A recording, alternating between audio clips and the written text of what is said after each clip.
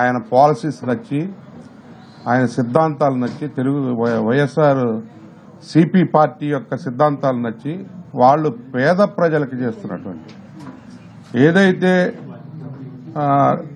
Direct గా benefits అన్ని కూడా, స్కీమ్స్ అన్ని కూడా వాళ్ళ అకౌంట్స్ లో 2.5 లక్షల రూపాయలు, ఇప్పటికీ పేద ప్రజానీకానికి 2.5 లక్షల కోట్ల రూపాయలు పేద ప్రజానీకానికి డైరెక్ట్ గా పంచినటువంటి మహానేత, మహానుభావుడు జగన్మోహన్ రెడ్డి గారు. జగన్మోహన్ రెడ్డి గారు నన్ను ప్రేమతో ఆహ్వానించారు.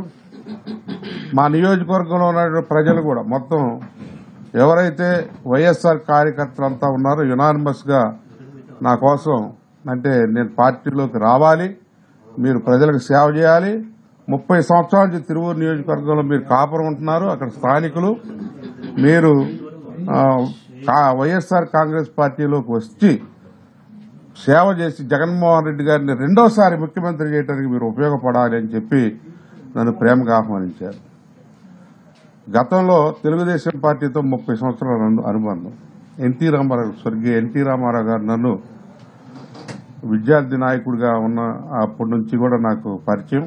ఉస్మాన్ యూనివర్సిటీలో చదువుకుంటూ ఆయనతోటి అనుబంధంగా ఉండి, ఆయన నన్ను 29 సంవత్సరాలకే ఎమ్మెల్యేగా ఆ రోజు ఉప ముఖ్యమంత్రి గౌరవనీయులు కోనేరు రంగారావు గారి మీద నన్ను నిలబెట్టారు. విజయం సాధించాను. తర్వాత ఆయన గారి మీదనే మళ్లీ 19లో మళ్లీ ఎమ్మెల్యేగా గెలిచాను. 2004లో వైఎస్ రాజశేఖర రెడ్డి గాలిలో ఆ రోజు వైఎస్ రాజశేఖర రెడ్డి గారి పాదయాత్ర సందర్భంగా రాష్ట్రం మొత్తం కూడా వన్ సైడ్ గా రాజశేఖర రెడ్డి గారికి బ్రహ్మరథం పట్టారు.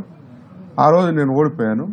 ఆ తర్వాత నెక్స్ట్ 265 ఓట్లతో రెండోసారి రాజశేఖర రెడ్డి గారు ముఖ్యమంత్రి అయినప్పుడు కూడా అప్పుడు నేను ఓడిపోవటం 265 ఓట్లు స్వల్ప తేడాతో ఓడిపోయాను. తర్వాత మళ్ళీ మరి 14లో కూడా నేను ఓడిపోవటం జరిగింది. వరుసగా 3 సార్లు ఓటమి చెందాను.